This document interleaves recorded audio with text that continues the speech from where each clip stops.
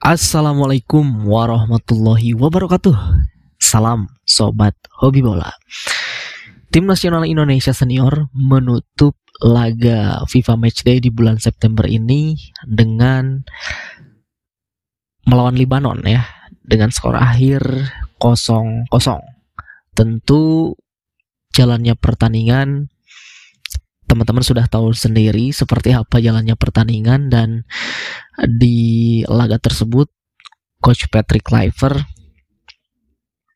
menurunkan atau melakukan beberapa perubahan di starting line up, tentu dengan formasi yang sama ya, 4-3-3, dan di laga sebelumnya melawan China Taipei dan juga di laga semalam melawan Lebanon, Coach Patrick Kluivert merombak beberapa para pemain yang diturunkan, termasuk memainkan Jay Itzes dan juga Kevin Dix di lini pertahanan ya, duet center back antara Jay Itzes dan juga Kevin Dix, lalu juga menurunkan Calvin Verdong dan memainkan langsung Emiliano Jonathan dan juga Mauro Zilstra.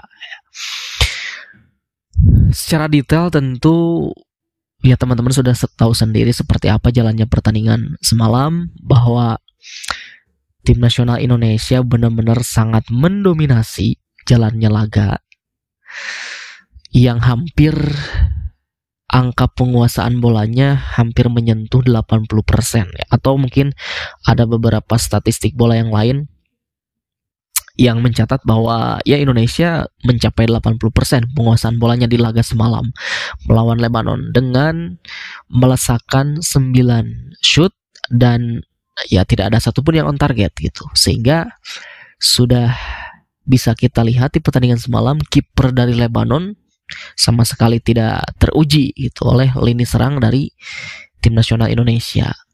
Sementara Lebanon yang penguasaan bolanya hampir 20%, mereka dengan mengandalkan strategi compact defense, sesekali melakukan serangan balik, justru mereka berhasil mencatatkan 1 shot on target ya, dan shot on target tersebut berhasil digagalkan oleh Emil Haudero di depan mulut gawang tim nasional Indonesia gitu. Jadi memang terlihat di laga tersebut bahwa PR dari tim nasional Indonesia senior sebelum menuju ke round 4 ini adalah ya efektivitas, lagi-lagi ya penyelesaian akhir gitu. Karena memang decision making atau pengambilan keputusan daripada para pemain tim nasional Indonesia senior seringkali kurang tepat ya. Ketika ada ruang kosong di lini pertahanan Lebanon, lagi-lagi para pemain lini depan kita kurang bisa memaksimalkan peluang itu, sehingga memang ya dengan strategi yang dibawakan oleh Patrick Kluivert, total football, penguasaan bola dan sepak bola menyerang, belum bisa ternyata menembus tim-tim yang melakukan strategi compact defense atau bertahan, parkir bus ya, low block gitu. Dan setelah pertandingan memang Lebanon ini disorot oleh beberapa netizen timnas Indonesia, bahwa para netizen kita ini menganggap Lebanon ini tidak ada niatan untuk menyerang. Justru kalau menurut saya Lebanon ini pinter ya, cerdik gitu, dengan kualitas para pemain yang mereka miliki dan tahu kualitas para pemain Indonesia seperti apa, ya mereka akhirnya melakukan strategi parkir bus gitu, dengan benar-benar disiplin di lini belakang, tidak memberikan ruang kepada para pemain kita, menjaga rapat, dan bahkan satu pemain kita itu dijaga oleh 2 pemain. Ya justru Lebanon cerdik, bukan berarti mereka tidak ada niatan untuk menyerang. Apabila mereka bermain terbuka dan bermain menyerang, tentu itu namanya bunuh diri gitu. Apalagi mereka tahu kualitas para pemain timnas Indonesia seperti apa, dan banyak para pemain kita yang bermain di Eropa dengan segudang pengalamannya tentunya ya. Maka dari itu Lebanon ya melalui pelatihnya mereka melakukan atau menerapkan strategi bertahan total, disiplin gitu. Bukan berarti mereka nggak ada niat parkir bus ya, justru itu yang harus dipertanyakan ya kita gitu. Kita belum bisa mencari solusi bagaimana bertemu dengan tim-tim yang bertahan total gitu. Ketika kita menghadapi Jepang di Jepang, ya kita bertahan total. Nah, harusnya belajar dari Jepang. Pertahanan rapat kita, pertahanan parkir bus kita hanya bisa diobrak-abrik juga oleh Jepang. Nah, harusnya kita juga bisa seperti itu ketika melawan tim-tim yang menerapkan strategi bertahan total atau parkir bus seperti itu. Ya, dengan penguasaan bola hampir 80% tentu ya tidak ada artinya juga jika kita tidak bisa mencetak satupun gol, bahkan tidak ada satupun yang on target peluang dari para pemain timnas kita. Itu sangat disayangkan ya, gitu. Dan ya memang PR utamanya di laga tersebut adalah di lini depan, dan mungkin teman-teman bisa lihat bahwa di pertandingan semalam para pemain Lebanon ini banyak sekali melakukan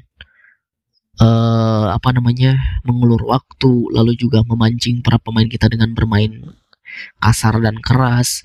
Nah, itu adalah gambaran nanti kita menghadapi Irak dan juga Arab Saudi di round 4. Jika kita tertinggal, jika kita dalam kondisi tertinggal oleh Arab ataupun Irak, ya pastinya kurang lebih seperti itu. Mereka mengulur waktu, mereka mencoba memancing emosi kita. Nah, itu yang harus diwaspadai oleh para pemain dan juga tim pelatih nanti di round 4 gitu. Benar-benar inilah warning bagi kita, ya pengalaman juga menghadapi Lebanon semalam ini, bukan hanya dari sisi skor tetapi juga dari jalannya pertandingan pun.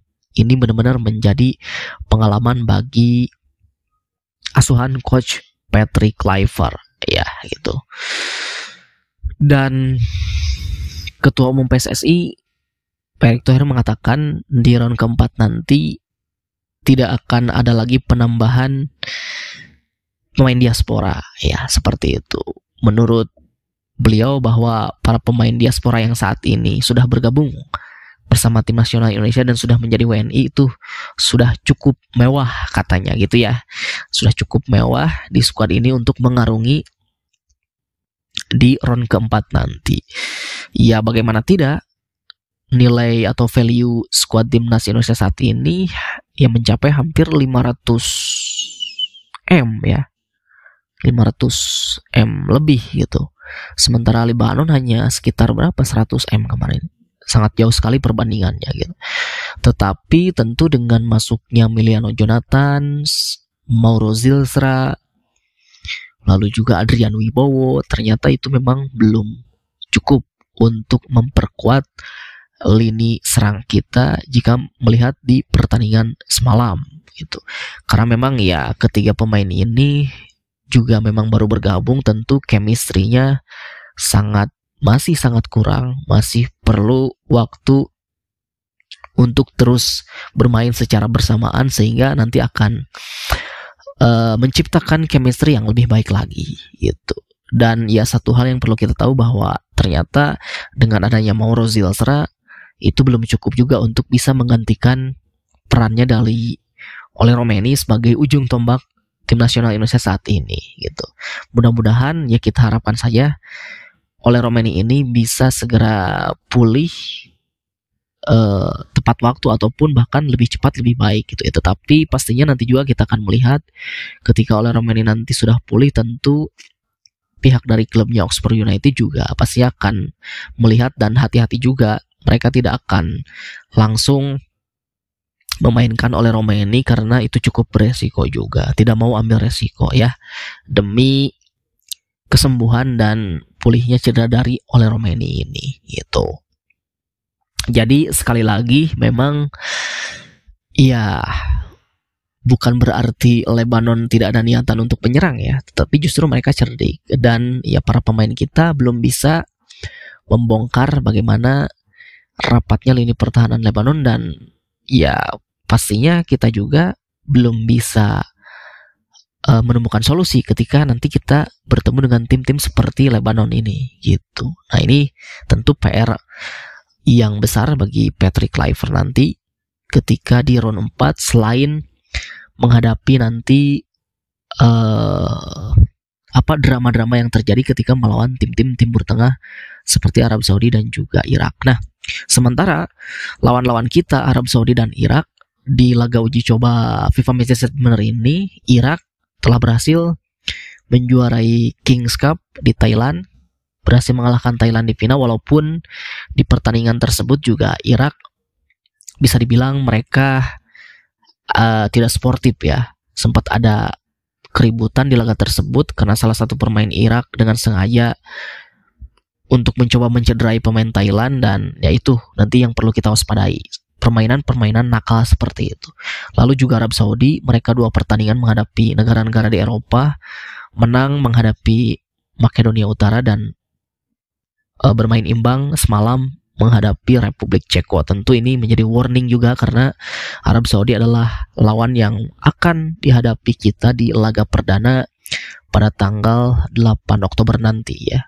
Apalagi mereka statusnya sebagai tuan rumah. Itu tentu apapun yang terjadi, entah itu teknis maupun non teknis, ini benar-benar harus dipersiapkan ya. Itu saja dari saya, terima kasih. Sampai jumpa lagi di video selanjutnya.